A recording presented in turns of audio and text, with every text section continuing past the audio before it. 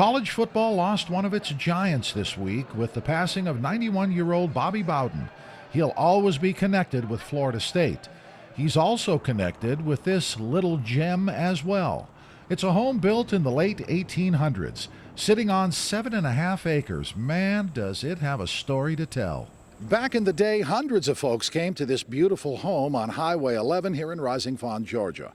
All of them came for a specific reason, to include Bobby Bowden and the young Ann Estock. Bobby was 19 at the time, Ann was only 16.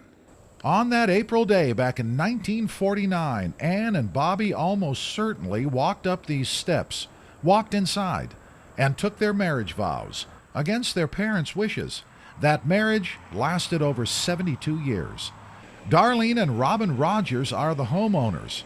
They weren't sure if that story was true until... My husband was at a luncheon for the Boys Club in Chattanooga, and Terry Bowden, his son, was the keynote speaker, and he talked about how much he loved coming to Chattanooga because down the road, 25 miles, his father and mother were married at Judge Hale's home. And so my husband was sitting in the audience, and he was just like, "It's true."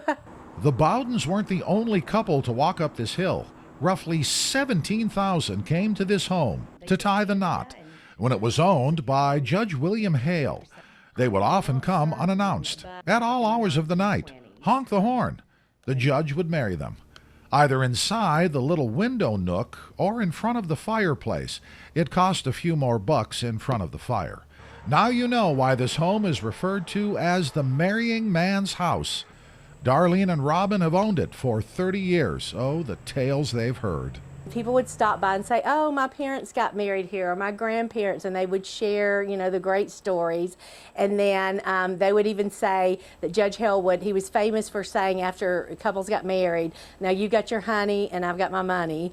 And they would tell us about his wife who would play the piano, while he married the folks. And so we love those stories. Darlene and Robin have the house up for sale now. Time to downsize.